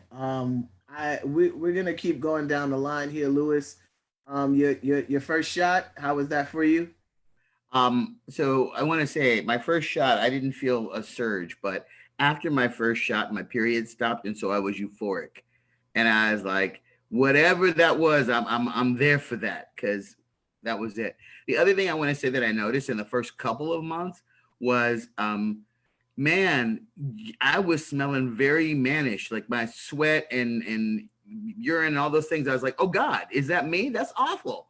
I mean, so I was excited that, I didn't have a period, but this other stuff, I was like, oh dear God, how long is this going to last? I don't know if I signed up for this man part of this whole thing. But, one of the things that was really important for me was really, I went through such deep dysphoria around bleeding every month. So the fact that stopped after my first shot was really life-saving for me because that just screwed me up every single month. I wanted to just die.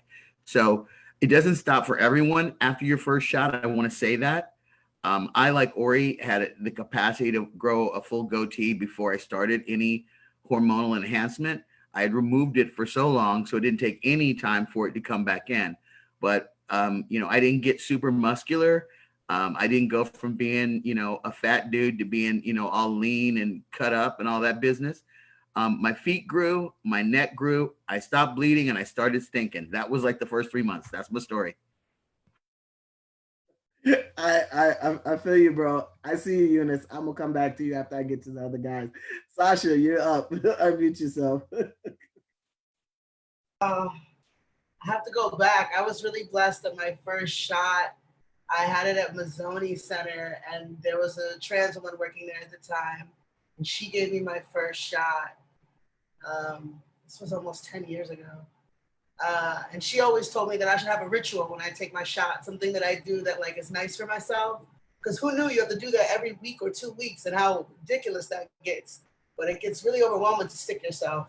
The first time, I think it was I think it was in my mind. I felt a little people are like, oh, you're gonna have this adrenaline rush. You're gonna feel amped up or rage. And I don't think I had any of that. I think I was young, so my libido was already, doing what it was. I don't think that was that. But I think some of it was the psychology. I thought maybe I was gonna be more like that. Or maybe I felt more permission to be more like that. The smell thing totally threw me off. I was like, why do I smell like a gross guy? It was just weird that it changed the smell, when I sweat and all of those things.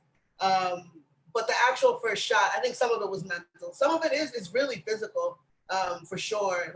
I did not have facial hair before, and it's been really hard for me to even grow it, even though I've been on and off teeth for a very long time.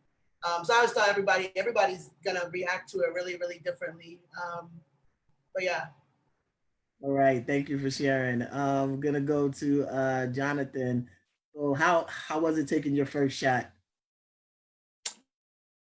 Well, it was 27 years ago. I can't remember. All right, Pop. I'm just gonna keep it real. I don't remember. It's all right. Almost 30 years ago. It's all right, Pop. I tell you that my wife at the time kept better track of my progress than I did. All right, it's fine, but thank you for being honest. So I appreciate that, Devin. Oh man. Shot, bro. Oh man. Let's see. First shot was actually this week made 8 years ago. So it was my first shot, and it was that was one of 2 shots that were ever given to someone else, a lot by someone else. All my other shots I've done myself, but my first shot, the girl that I was dating at the time gave it to me. I was 19, and it was dope. I was ecstatic. I really was. It was a lovely moment. Definitely a day that I will not forget. I really like the way that you phrase that, Sasha, as far as like feeling like you were given permission, almost to I just felt free after that moment. I really felt a wave of relief. It wasn't any of that aggression or like physical, like as if I actually felt a physical change in my body in that moment. But the emotional relief that I felt, as far like knowing that, okay, I've taken this step, I have this bottle on hand, like I know that things are going to be moving forward for me, because I was in a really low point in my life up until that moment.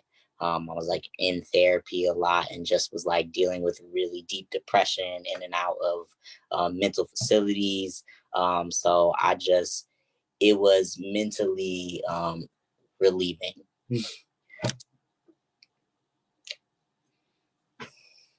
Thank you for sharing. Yeah, that's so my first shot, it it didn't react well with me. I was on a different type of shot, but I started with the gel, and the gel irritated my skin, and I broke out. And from there, I started taking shots, and that also irritated me. And there's different oils, that's cottonseed oil, and there's different testosterone, and it just didn't agree with me. So I ended up having a full hysterectomy, and I don't take tea as often as I should. But that first shot, I didn't feel anything. But as time came along, my body reacted weird, like, and I'm talking real, like, because a lot of people don't go to the GYN, right? Because they have traumatic experiences with the GYN in the lesbian community and the trans man community. And I had spoke about this previously in a panel that I was in with Sasha years ago, many years ago. Um, Discharge, right? My discharge had changed, and they said that it was from the testosterone. It was very thick and gummy, right? So I stopped. I stopped taking tea because I didn't like the way my body reacted to it. So that's just for me. I don't know anyone else that it's happened to, but my reaction to tea was not a positive. It also, my libido was all through the roof. Like I was a rabbit, right? So yeah, I just feel as though tea works different for each person, and we've already talked about that. So Imani, you can close us out, love. Thank you everyone for being a part of this, and there will be a part 2. But Imani, you can close us out. Yes. Okay, everyone. This has been an amazing conversation. We're so happy that you stayed with us. This is sensitivity training in COVID 2020, which is, of course, the whole idea that we can walk in the shoes of the other.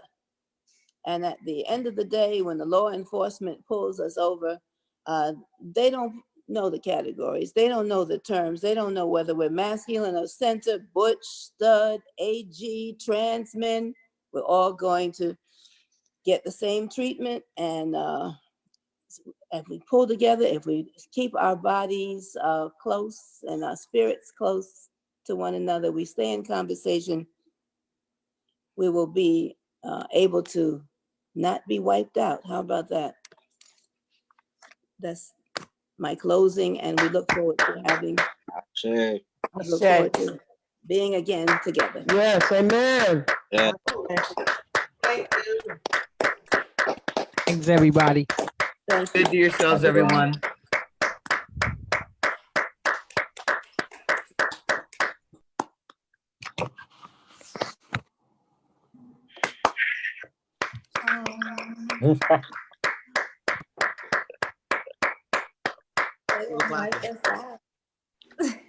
Peace out.